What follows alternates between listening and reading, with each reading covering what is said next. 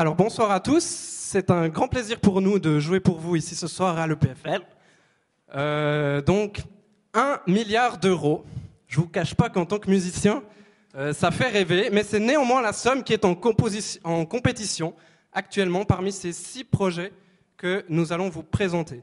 Je profite d'avoir le micro pour remercier de tout cœur les affaires culturelles de l'EPFL pour leur invitation, le projet Guardian Angels, ainsi que messieurs les professeurs Helbing, Ionescu et Ispert pour leur participation. Et je cède maintenant la parole à Daniel Saraga qui va vous présenter le premier projet Future ICT.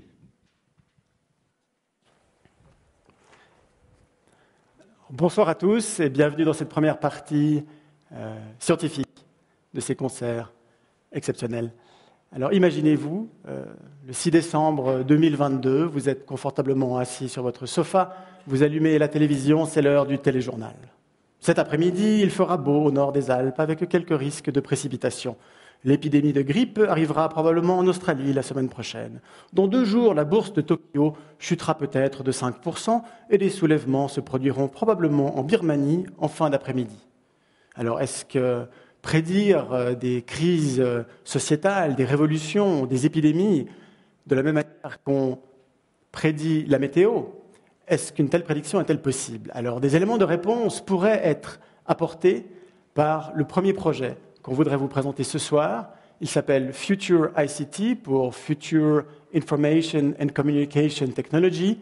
Il est proposé par le University College London, en Angleterre, et l'École Polytechnique fédérale de Zurich. Le but de ce projet n'est pas de prédire le futur dans les détails. Il ne s'agit pas de dire que telle personne sera à tel endroit, à tel moment, pour faire celle-ci ou cela. Il s'agit plutôt d'esquisser de quoi pourrait être fait demain, de proposer des scénarios de ce qui peut advenir et de conseiller les politiciens dans leurs choix.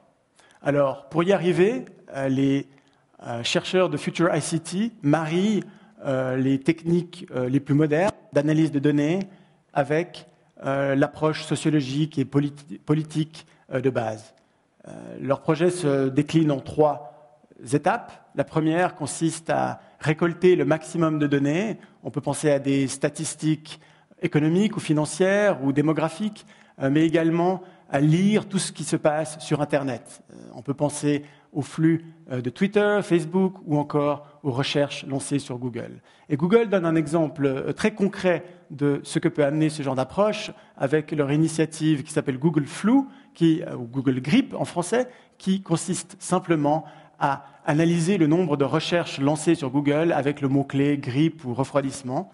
Et cela permet aux ingénieurs de Google de suivre l'évolution d'une épidémie de grippe de manière quasi aussi juste que s'ils devaient faire l'effort de téléphoner à tous les hôpitaux pour récolter les données réelles de l'épidémie. Donc cela montre bien la puissance qu'Internet peut apporter pour suivre et peut-être prédire des crises telles que les épidémies.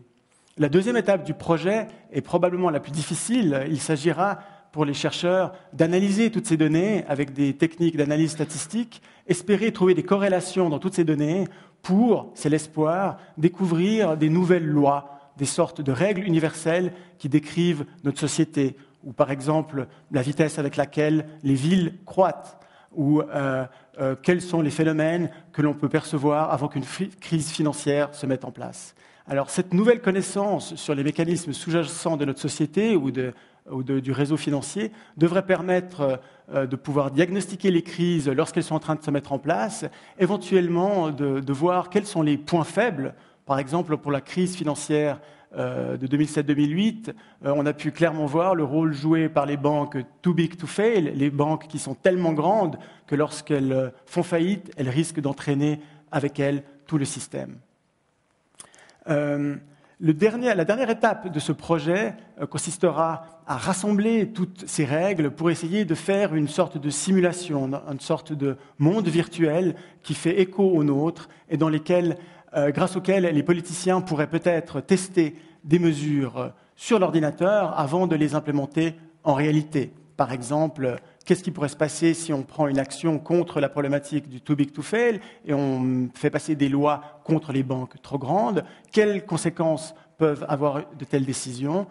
Les outils informatiques que veulent mettre en place Future ICT pourraient amener des éléments de réponse. Alors bien entendu, il s'agit d'un projet extrêmement ambitieux, certains pourraient le décrire d'utopique. La grande question, c'est est-ce qu'il est vraiment réaliste? Et nous avons le plaisir d'avoir parmi nous ce soir Dirk Helbing, qui est professeur à l'EPFZ. Dirk, would you like to come with us? Hi. Thank you very much. Thank you very much for having us. So Dirk Helbing est professeur de sociologie et de simulation numérique à l'École polytechnique fédérale de Zurich. C'est l'un des deux cofondateurs du projet. Alors, Dirk, I have to speak in English. Dirk, the first question is kind of tricky. We can compare your project to weather forecast. The weather forecast tell us maybe in 2 weeks it might rain a little. We're not really sure about that. Your project might be able to say maybe there is a 1% chance of a revolution in 2 months in Burma. But what can a politician do with that information? Okay, so certainly having weather forecasts, even though they are not reliable and only for a short term, is still useful for us. It tells us when we might want to take an umbrella with us or when an airplane needs to take another route and all these kind of things, and has a 5 times higher value. In the same sense is any information that is different from 50% useful for us to prepare for possible scenarios. And it's not about suppressing revolutions. It's actually about coming up with new instruments that allow us to get us aware of different opportunities, but also risks, and also to tell politicians what they should care about. Yeah. So basically, they should listen to us. That's their job. This is an interesting point you raise.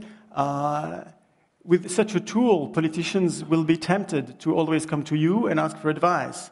We might go towards politicians who don't dare to take risk, who rather ask experts for their opinion. But a lot of very, very big changes in society has come because of a political vision. The creation of Europe, or even given rights to everybody in society, has not been decided by experts, but by politicians who had a vision. Wouldn't your device weaken the strength and the power of political vision? No, not at all. It's basically extending our power of imagination. Whenever we have to take an important decision, we do something like a mental simulation. How would I talk to my boss? Which woman do I want to marry? You know, do I want to buy this house or that house? What kind of implications would that have? However, the systems that we have created in our world have become so complex that we cannot imagine the implications of our decisions anymore. And that means we need help, we need devices that help us to imagine what the possible side effects would be. And that is what Future ICT will create. So it will also help basically to connect the minds of intelligent people, of everybody actually, to create something more intelligent than everybody of us. And it will be a platform not just for politicians or business people, it will be a platform for everybody, like Wikipedia, for example. Okay. Thank you very much for your answers. Now we can at last listen to the music for this very, very analytical project at the Geneva Brass. Oh, I'm speaking in English, pardon, je recommence. Pour ce projet hautement mathématique et analytique, le Geneva Brass Quartet a choisi l'un des plus mathématiciens des compositeurs, c'est Jean-Sébastien Bach. On peut étudier ses œuvres sous le regard mathématique, voir des translations, des symétries et même des fractales, de quoi illustrer l'importance des mathématiques pour comprendre notre monde et pour encourager notre créativité.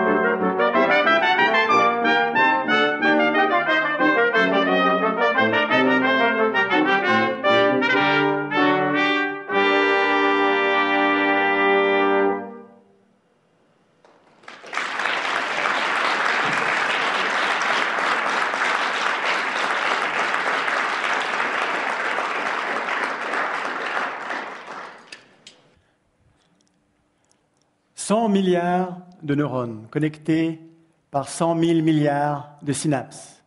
Le cerveau humain est probablement la machine la plus complexe que l'on puisse imaginer et probablement l'une des plus mystérieuses. Le cerveau, c'est le cœur du second projet, candidat à la compétition des flagships européens. Ça s'appelle le Human Brain Project et c'est un projet lausannois. Il est porté par le professeur Henry Markram, ici à l'EPFL. Son objectif, il est simple à dire, plus difficile à faire, c'est de simuler sur un superordinateur un cerveau humain dans toute sa complexité. Alors, pourquoi faire cela? Pour Henry Markram, le directeur du projet, c'est la seule issue possible pour sortir de l'impasse dans laquelle sont plongées les neurosciences. Alors bien sûr, on sait beaucoup de choses sur le cerveau, on sait qu'il est organisé en différentes régions qui sont responsables pour différentes capacités cognitives, certaines sont responsables pour la parole, d'autres pour la mémoire ou pour la vision. On sait également que la base du cerveau se trouve dans les neurones, ces cellules capables de transmettre l'électricité, et que c'est cette information qui circule sous forme d'électricité qui donne finalement naissance à nos capacités cognitives. Mais les ingrédients déterminants manquent encore. On ne sait pas comment le cerveau arrive à mettre de concert toutes ces différentes informations pour en faire une image cohérente, et l'on ne comprend toujours pas comment les neurones organisés en réseau arrivent à faire des choses aussi simples que de reconnaître un visage ou de distinguer la gauche de la droite. Ce qu'il manque à notre compréhension du cerveau, si vous voulez, c'est l'équivalent du transistor que l'on trouve dans les ordinateurs, une petite pièce de base sur laquelle tout un ordinateur est construit. Donc pour le Human Brain Project, la seule manière d'avancer, c'est de reconstruire une sorte de réplique virtuelle sur ordinateur d'un cerveau humain. Mais il ne s'agit pas de tirer 2-3 principes de base de nos connaissances et de les jeter dans un ordinateur. Non, il s'agit vraiment ici de faire une copie quasi parfaite. Alors le rêve serait de pouvoir simuler chaque molécule, chaque atome de notre cerveau, mais cela est bien impossible. Ce que font les chercheurs du Human Brain Project, c'est analyser de manière extrêmement détaillée les neurones, ces cellules de base du cerveau, et de les modéliser de manière informatique. Alors, la neurone virtuelle doit être une copie quasi parfaite du neurone réel, c'est-à-dire il doit avoir la même forme, transmettre l'électricité de la même manière, réagir de la même manière par rapport aux molécules qui se trouvent dans le cerveau, les neurotransmetteurs, ou encore avoir les mêmes informations génétiques. Alors, c'est un peu l'idée de jeter tous ces ingrédients dans une grande casserole et d'allumer le feu et de voir ce qui se passe. Le problème, c'est de pouvoir s'assurer que cette simulation nous apprend quelque chose, que cette simulation fonctionne. Alors, la meilleure manière de tester cette simulation, ce sera un jour de la brancher au monde extérieur, comme par exemple à l'aide d'un robot, et de voir si cette simulation, si cet ersatz de cerveau est capable d'apprendre. S'il est capable d'apprendre à reconnaître son environnement, à manipuler des objets, alors cette simulation pourra probablement nous apprendre quelque chose sur comment notre cerveau fonctionne. Et à ce moment-là, on pourrait dire que le Human Brain Project aura réussi son pari, il aura donné à la communauté des scientifiques un outil assez extraordinaire qui permet de faire toutes les expériences dont on peut rêver sur ordinateur. Car actuellement, faire une expérience sur le cerveau, c'est extrêmement compliqué. Cela exige de prendre, par exemple, une souris, de la mettre dans un scanner, de lui faire certaines tâches, de planter des électrodes très fines pour essayer de mesurer l'activité de tel ou tel neurone. Bref, c'est extrêmement difficile. Mais si on a une simulation numérique, à ce moment-là, on peut faire tout ce que l'on veut, car c'est nous qui maîtrisons la simulation. Alors, pour illustrer ce projet, nous aurons le plaisir d'écouter une composition de Anthony Plog qui était inspirée par la propagation des signaux électriques dans le cerveau. C'est une pièce qui se base sur des cellules sonores qui se diffusent, s'enrichissent et se répondent, de quoi illustrer à merveille autant la complexité que la beauté du cerveau humain.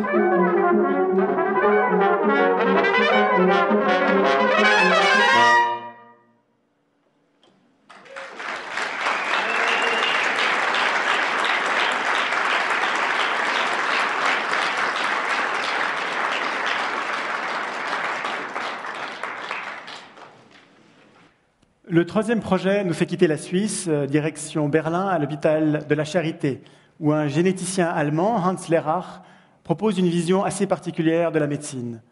Ce qu'il veut, ce n'est pas soigner le corps humain, mais soigner un avatar virtuel, une sorte de double informatique, informatisé de chaque patient. Son modèle n'est pas générique, il ne s'agit pas de simuler le patient bêta, un patient universel. Non, il s'agit de simuler chaque patient individuel, chacun de vous. Cet avatar virtuel, donc, suivrait son évolution en parallèle de la vôtre. Il naîtrait en même temps que vous. Il serait à ce moment-là simplement défini par votre code génétique et peut-être vos antécédents familiaux, votre histoire héréditaire. Et puis, il grandirait avec vous au sens propre comme au sens figuré, c'est-à-dire qu'il attraperait la varicelle en même temps que vous. Et puis, lorsque vous iriez chez le médecin et qu'il vous donnerait un médicament, eh bien, votre avatar virtuel, lui aussi, recevrait le même médicament. Il se nourrirait de la même manière que vous, c'est-à-dire que vous introduiriez dans ce modèle informatique toutes vos données nutritionnelles, vous lui diriez si vous faites du sport ou si vous fumez. L'objectif, c'est d'avoir un double virtuel qui soit le plus proche possible de la réalité afin d'offrir aux médecins la possibilité de tester avant un traitement de manière informatique, avant même de vous le prodiguer. Alors, on peut se demander pourquoi une telle approche est-elle possible. Après tout, il y a plein de maladies que l'on sait très bien traiter sans simulation informatique. On peut penser en particulier aux maladies infectieuses qu'il est relativement aisé de traiter, car ces maladies sont occasionnées par un vecteur unique, une bactérie, un virus ou un parasite, et il suffit, entre guillemets, de trouver un moyen pour détruire ce parasite ou ce microbe, ou alors de s'en protéger pour se débarrasser de la maladie. Mais il y a un nombre croissant de maladies qui nous échappent, qu'il est extrêmement difficile de contrôler et de traiter, comme par exemple le cancer, le diabète, les maladies cardiovasculaires ou encore les démences liées au grand âge. Et ces maladies sont extrêmement difficiles à traiter car elles sont multifactorielles. Elles dépendent de votre héritage génétique, mais également de l'environnement dans lequel vous vivez. Et chaque personne développe ces maladies de manière un petit peu différente, bien évidemment, car chaque personne a un code génétique et un environnement différent. Alors, pour essayer de lutter contre ces maladies, les gens essayent d'observer les mécanismes au niveau de la cellule qui commencent à dysfonctionner à cause de la maladie, mais ces mécanismes ne sont jamais isolés. Ils font toujours partie d'un réseau relativement complexe, et lorsque des chercheurs mettent au point une thérapie ciblée qui va s'attaquer à l'un des problèmes qu'ils ont perçus dans la maladie, eh bien, souvent la maladie semble trouver une manière de détourner le traitement pour pouvoir continuer à progresser. On peut donner comme image le plan d'un métro, par exemple le plan du métro de Londres, et vous imaginez qu'une maladie, c'est une ligne de métro, et vous vous dites, bon, alors on va bloquer cette maladie en bloquant cette ligne de métro à une station précise. Eh bien, probablement que vous n'arriverez pas à bloquer le flux des passagers, car petit à petit, ils sauront que cette station est fermée, et tout ce qu'ils feront, simplement, c'est de changer de métro avant pour contourner la station qui est fermée. Alors, c'est cette pensée en réseau, cette manière de voir le corps humain en réseau qui pousse les gens autour du projet ITFOM de proposer cette simulation numérique qui permettrait aux chercheurs et aux médecins de prendre l'intégralité du corps humain en compte pour développer des thérapies. Alors, on voit avec ces 3 premiers projets candidats à la compétition des flagships l'importance que prend la simulation numérique dans la science de demain. Il y a certaines personnes, dont le président de cette école, qui dit souvent que la science basée sur la simulation prendra la place à côté de la science basée sur l'expérience et de la science basée sur la théorie. La difficulté, comme toujours, c'est de pouvoir valider ces simulations, de pouvoir être certain qu'elles fonctionnent. Mais c'est vrai que ces 3 projets, quand on les contemple les uns à côté des autres, on voit qu'ils recouvrent finalement toutes les échelles de la société, depuis le cerveau jusqu'à la société en passant par le corps humain. On peut même rêver un jour peut-être interconnecter ces 3 simulations avec le Human Brain Project qui simule le cerveau intégré dans le corps humain du projet ITFOM et chaque être humain de ITFOM participant au projet de simulation numérique du premier projet Future ICT. Quoi qu'il en soit, l'approche médicale proposée par ITFOM est extrêmement technique. Si elle manque une chose, c'est bien entendu l'aspect psychologique qui joue un rôle très important dans la guérison. Vous pouvez penser à l'effet placebo ou même, pourquoi pas, aux guérisons dites miraculeuses. Alors, la musique choisie par le Geneva Brass Quartet complète fort bien ce projet, car il s'agit de l'une des dernières pièces de Brahms, qui est basée sur des chorales luthériens qui nous parlent de la vie, de la mort et de l'espoir.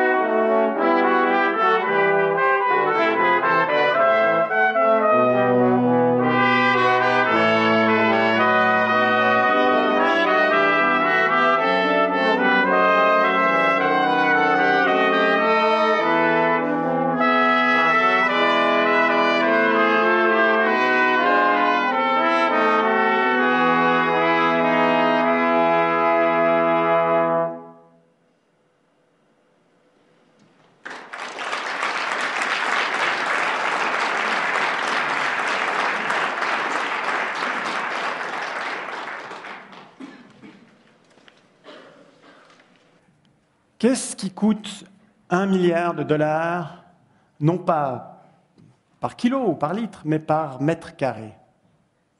Alors, c'est une question un peu fantasque, et une réponse peut-être poétique serait d'imaginer une feuille de diamant.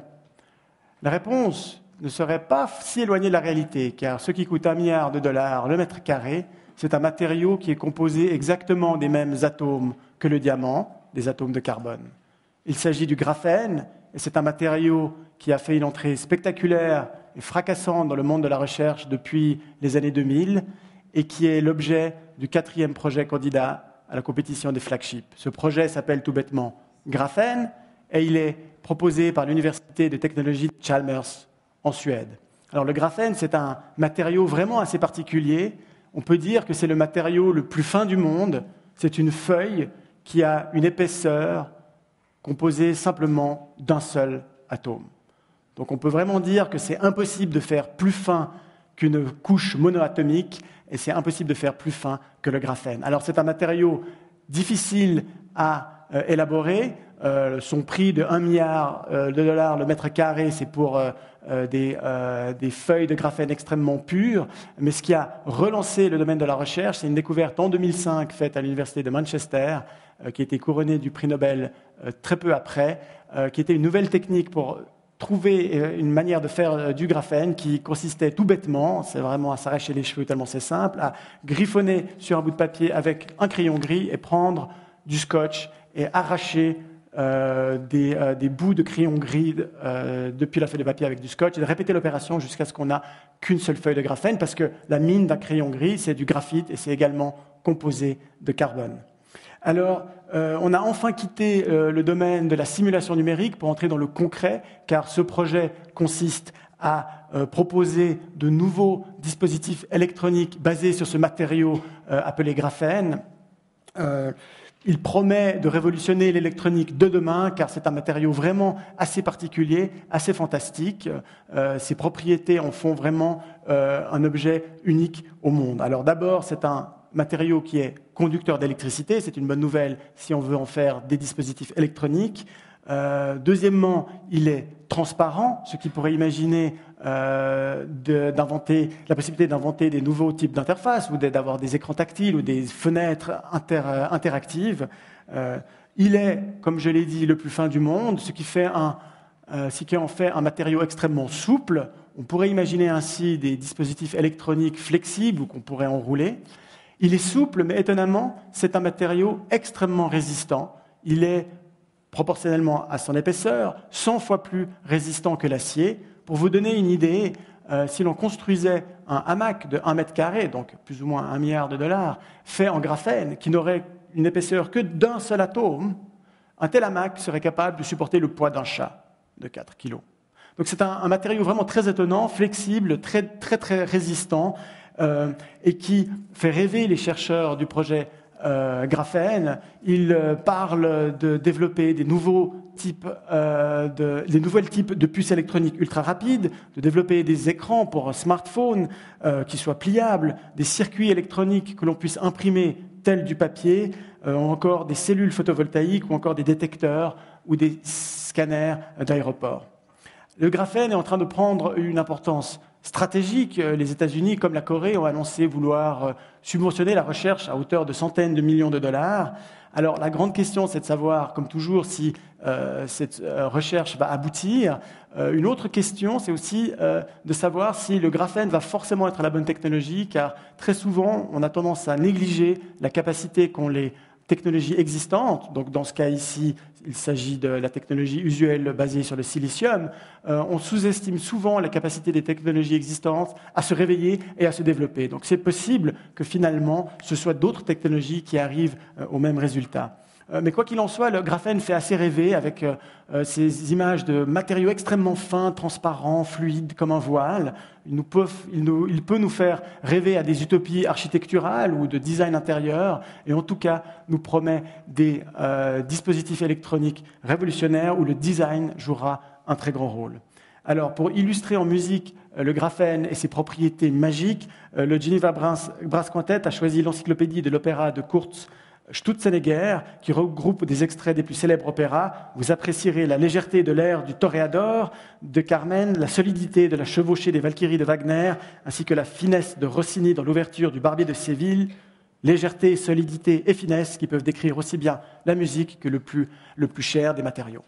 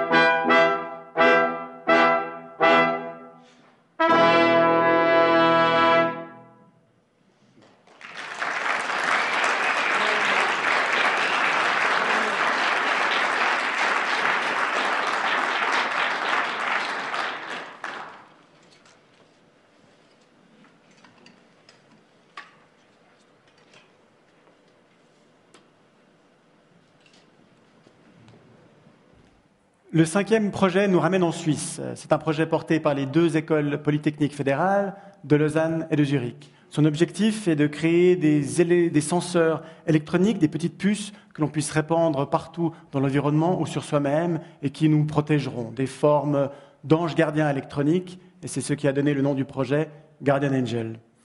Alors les applications de telles puces sont extrêmement nombreuses. On pourrait imaginer les porter sur nos vêtements. Elle pourrait toujours enregistrer là où nous sommes, nous localiser ou encore enregistrer notre température ou notre pouls. Elle pourrait également nous alerter en cas d'avis de tempête ou de taux de pollen élevé pour les allergiques. Elle pourrait également posséder une certaine intelligence en étant capable d'interpréter directement un électrocardiogramme et alerter un médecin par Wi-Fi en cas de problème. Elle pourrait être bien entendu très utile en cas de catastrophe pour localiser les personnes disparues ou encore peut-être alerter un conducteur trop fatigué ou un trader un peu trop émotionnel avant qu'il mise des milliards de sa banque. Finalement, il trouverait très probablement une grande place dans la logistique. Il remplacerait alors les moyens d'identification qui existent actuellement, à savoir les codes barres que l'on trouve dans les objets qu'on achète dans les supermarchés ou encore les RFID, ces Radio Frequency Identity Devices qui fonctionnent par ondes radio. Ces puces intelligentes dans la logistique alors permettraient de suivre à tout instant où se trouvent les objets que l'on est en train de fabriquer ou que l'on envoie de par le monde. Il permettrait également l'essor de ce qu'on appelle l'Internet des objets, the Internet of Things, qui consiste à donner une adresse web, une adresse Internet à tous les objets qui nous entourent. Ça pourrait être votre voiture ou votre grille-pain ou votre téléviseur, afin de pouvoir contrôler ces objets via Internet. Alors la difficulté du projet, c'est bien de construire ces puces. Il s'agit de pouvoir construire des puces extrêmement bon marché et surtout qui consomment très peu d'énergie. Car on imagine mal enlever toutes ces puces chaque soir pour les brancher sur un chargeur électrique. Alors les solutions sur lesquelles travaillent les ingénieurs de Guardian Angel sont très intéressantes. Bien évidemment, utiliser l'énergie photovoltaïque, mais également les différences de température ou encore les mouvements, ce qui rappelle les mécanismes que l'on trouve dans les montres automatiques, voire encore tirer leur énergie du bain d'ondes électromagnétiques et d'ondes radio qui nous entourent continuellement. Alors finalement, on peut imaginer une forme de symbiose entre nous et ces anges gardiens, eux qui nous protègent et nous qui les nourrissons. Alors nous avons la chance d'avoir avec nous ce soir Adrian Ionescu, qui est professeur ici à l'UPFL et directeur du laboratoire des dispositifs nanoélectroniques. Il est cofondateur du projet avec un collègue de l'École polytechnique fédérale de Zurich. Merci beaucoup d'être avec nous. Merci aussi d'avoir permis la création musicale qui va venir tout de suite. Alors, la première question que je voudrais vous poser, c'est on est déjà confronté à énormément de données tous les jours, des news qui nous assaillent, avec des Guardian Angels, ces petits dispositifs électroniques. On aura encore plus de données numériques sur nous-mêmes. Est-ce qu'on ne risque pas de passer notre temps à se regarder le nombril, simplement à s'observer sous forme de chiffres et à oublier finalement la vie réelle qui est autour de nous? Bonsoir à tout le monde. Laissez-moi saluer tous mes collègues de Guardian Angel qui sont ici et sont venus de partout de l'Europe pour participer à cette soirée et puis maintenant répondre à votre question. Bien sûr que toute technologie a une partie lumineuse et une partie d'ombre, mais il nous appartient à nous d'utiliser d'une manière intelligente cette technologie.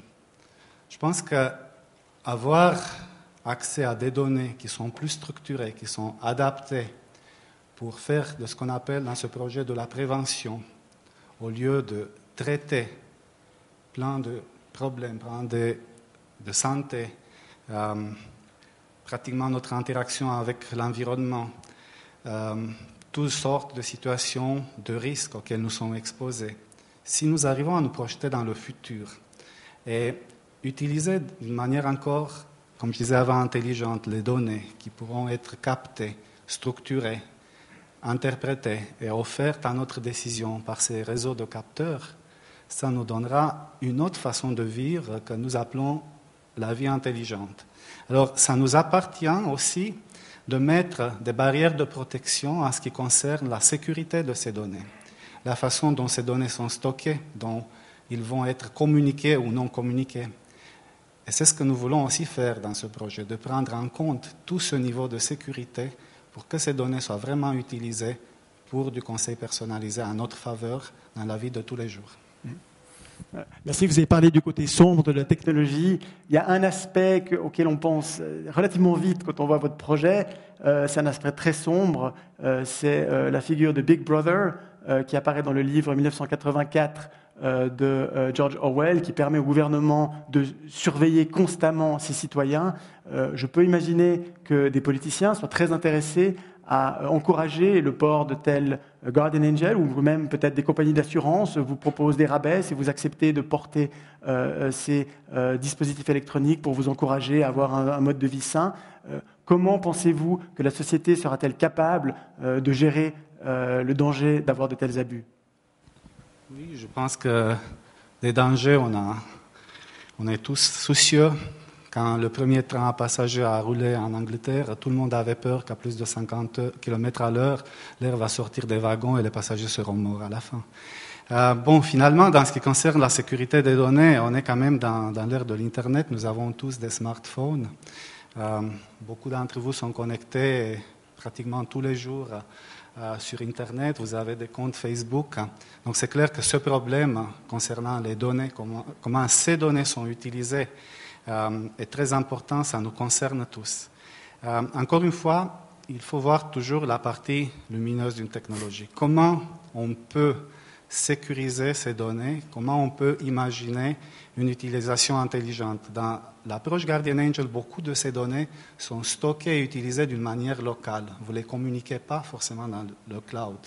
Donc, je dirais qu'on peut mettre beaucoup plus de barrières et beaucoup plus d'implication de celui qui va utiliser cette technologie dans le design, dans la conception de ce système, et puis le laisser aussi en position de décider quelles données seront communiquées, quelles données ne seront pas communiquées. Et encore une fois, je reviens sur cet aspect. Finalement, bénéficier d'un service de prévention personnalisé qui pourra pratiquement nous plonger dans un futur où, au lieu de traiter une maladie, on va la prévenir par des moyens très simples, par l'activité qui nous est recommandée, par une nutrition appropriée, intelligente, par des moyens extrêmement simples qui finalement vont nous donner juste plus de temps pour se réjouir de notre vie. Merci infiniment pour ces réponses. Maintenant, place à la musique. Alors, on a droit à une première mondiale à l'occasion de ce concert. Il s'agit d'une composition originale inspirée par les Anges Gardiens et composée par le musicien valaisan Ludovic Neuror, qui va accompagner la projection d'un film sur le Guardian Angel.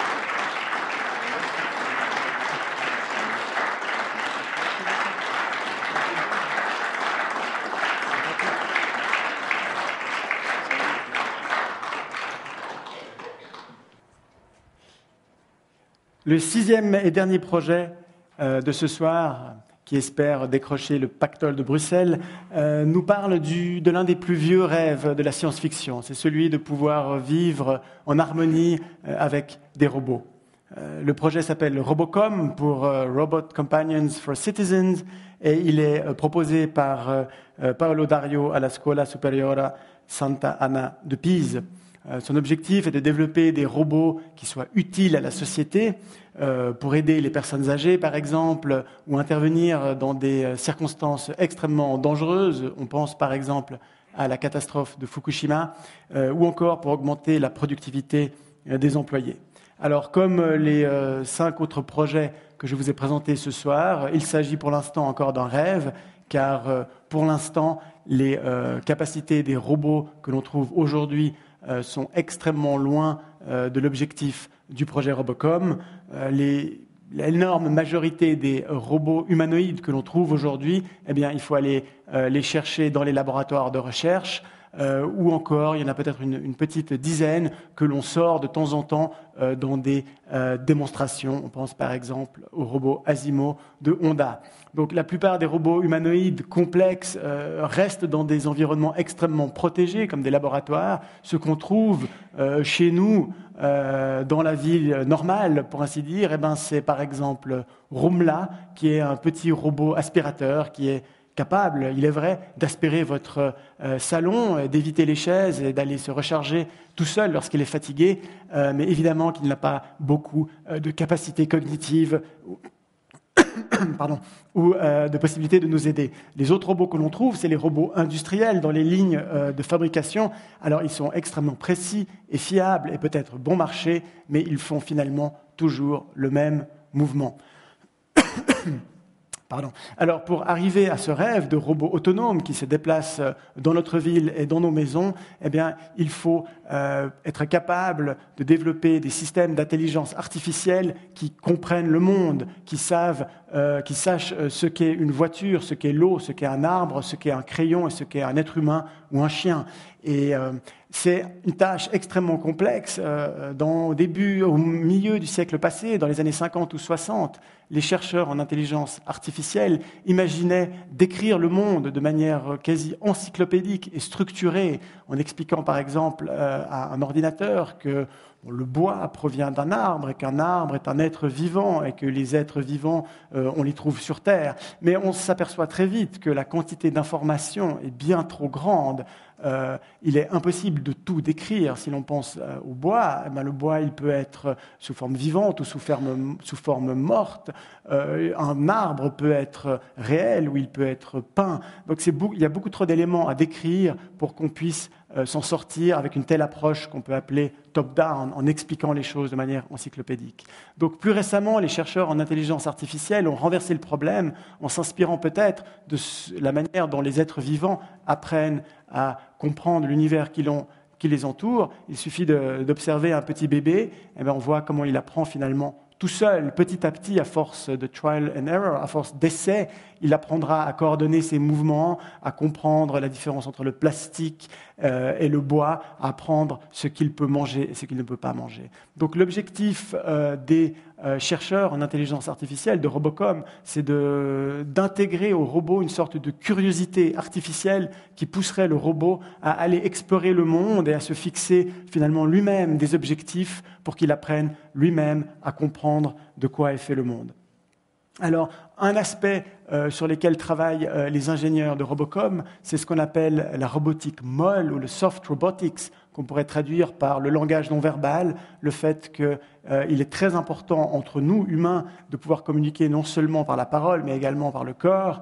Et les ingénieurs travaillent à implémenter la capacité chez les robots de comprendre nos émotions, de sentir lorsque l'on est énervé ou fatigué et eux-mêmes d'être capables d'exprimer des émotions, car sinon il y a un risque de rejet, que nous n'acceptions pas ces robots parmi nous. Alors la grande difficulté du projet, c'est vraiment d'élaborer des robots qui soient suffisamment autonomes et fiables pour qu'on puisse les laisser partir dans le monde et qu'ils ne se bloquent pas tout bêtement au milieu d'une autoroute ou dans des escaliers, qu'ils comprennent de quoi est fait leur environnement et qu'ils sachent eux-mêmes se sortir de situations difficile.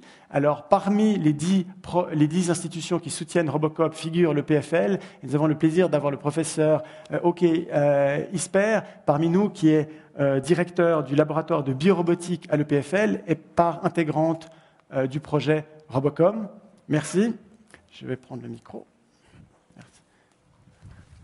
Alors, bonsoir, merci beaucoup d'être parmi nous, c'est vraiment un plaisir, c'est un projet vraiment fascinant, on rêve tous de robots.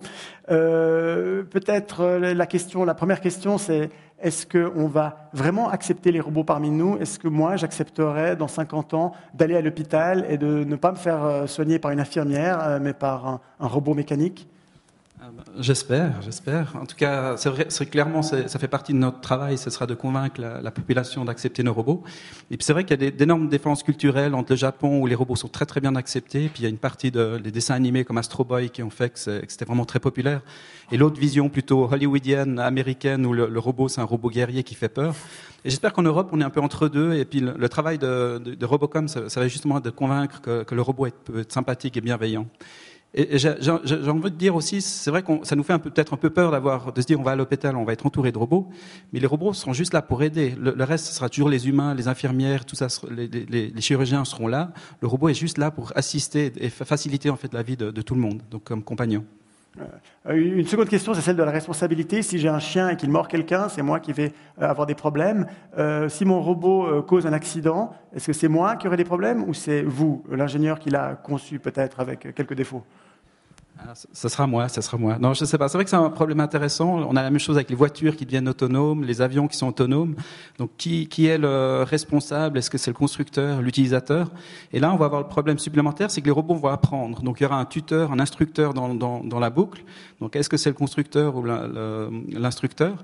Et puis là, j'aime beaucoup le film Frank et le robot. Je sais pas si vous l'avez vu. C'est une personne âgée qui a un robot humanoïde et puis qui lui apprend à cambrioler. Et justement, là, clairement, ça sera, je pense, l'instructeur, l'utilisateur qui aura des problèmes légaux. Mais c'est un aspect éthique et légal qu'on aimerait aussi adresser dans le projet. Une dernière question, c'est par rapport à le rapport qu'on aura avec les robots. Est-ce qu'il faudra que nous, on s'en protège en gardant un interrupteur d'urgence qui nous permettrait de les déclencher si jamais ils devenaient dangereux, ou alors les protéger, eux, de nous? Je voudrais rappeler le livre Frankenstein de Mary Shelley, dans lequel le monstre qui est créé par le chimiste Victor Frankenstein ne se rebelle pas parce qu'il est intrinsèquement mauvais, mais simplement parce qu'il souffre d'un manque de reconnaissance paternelle. Son créateur refuse de lui donner l'amour. Alors, est-ce que nous donnerons suffisamment d'amour à nos robots pour qu'ils se sentent bien? C'est une question intéressante. Donc, je vous rassure, j'aime beaucoup mes robots, je les caresse beaucoup justement pour éviter des problèmes de ce genre. Mais non, mais plus sérieusement, c'est vrai que les robots, il y aura toujours un bouton off. Ça restera quand même des machines d'après moi.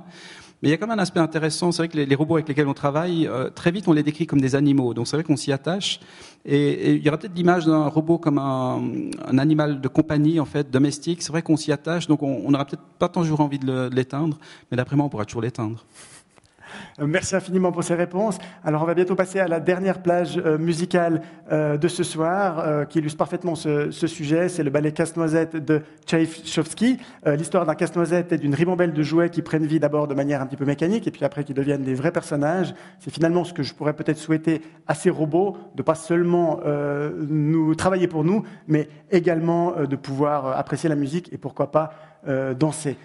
Je voudrais encore mentionner une dernière chose pour les gens qui se sont intéressés à ces projets scientifiques, qui voudraient aller plus loin. La bibliothèque de l'EPFL, qui est ici au Rolex Learning Center, a organisé une exposition autour de ces 6 projets flagship avec des livres pour aller plus loin. D'autre part, il y a également Reflex, le magazine scientifique suisse qui est édité par l'EPFL, qui avait consacré un numéro spécial à ces 6 projets, qui est en vente à l'entrée, ainsi que les CD du Geneva Brass Quintet. Vous trouverez également une souscription pour leur prochain CD qui paraîtra en mi-décembre et qui contiendra 2 des pièces qu'on a entendues ce soir, la pièce originale Garden Angel ainsi que la pièce de Bach. Maintenant, place à la musique. Merci, bonne soirée.